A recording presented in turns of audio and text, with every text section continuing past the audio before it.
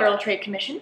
I just wanted to let you know that in compliance with your 2013 update entitled .com Disclosures, that the book I'm about to discuss and review was sent to me free of charge by a publisher in exchange for my honest review, so if you're watching, I hope you enjoy. Alright, so today I am talking about Althea and Oliver by Christina Moracho, or Morocco, one of the two.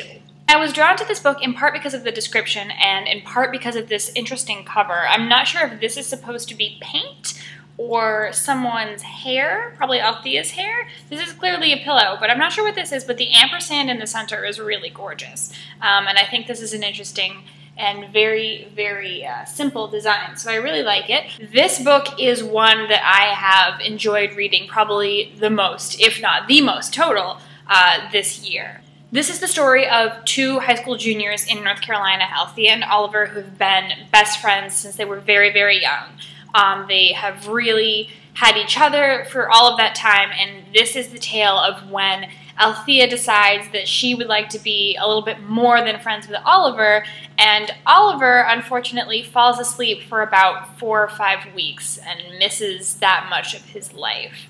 And it's soon discovered that he has a real, actual medical problem, and this is not normal. Which is probably why it says up here, Althea can't stop falling in love, Oliver can't stop falling asleep, which I think is very, very catchy.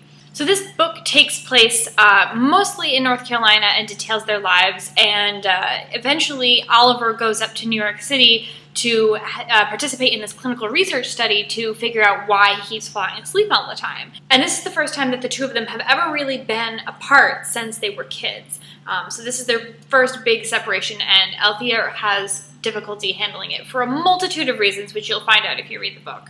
And that plot really drives the story along. I think the first half of this book is really set in North Carolina, and the second most part is definitely in New York City, and I think that is really where Christina Moracho's prose gets excellent. That is where some of my favorite descriptions are. Some of the characters that we meet really come alive and really push the story along, so much more so than they do with the North Carolina characters, who are important, and they are auxiliary characters that need to be in the book, but the characters in New York City, much like the city itself, really give the book its life. The writing in this book is not flowery. There are no punches pulled. This is really just a straight shooting kind of story about these two kids in the 90s who don't really care what anyone thinks of them and don't really have anyone other than themselves.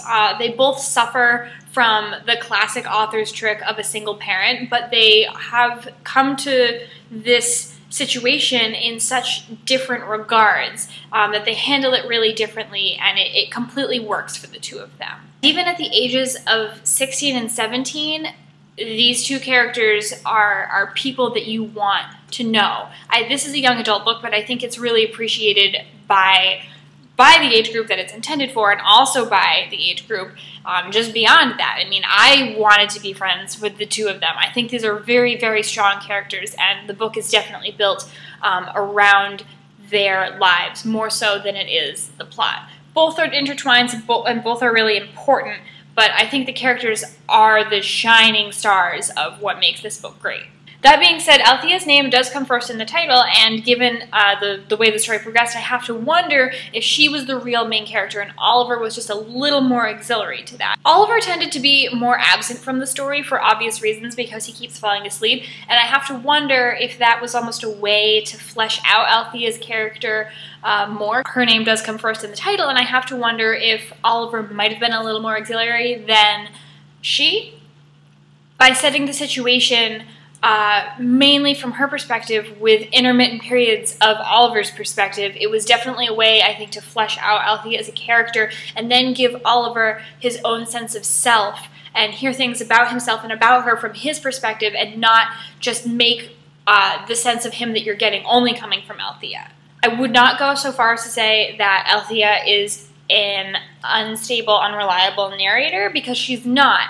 However, she does have a tendency to go from 0 to 60 very, very quickly, to go from completely fine to just wrapped up in this kind of rage or intensity or something you know, punching people or like seriously hitting the alcohol really hard.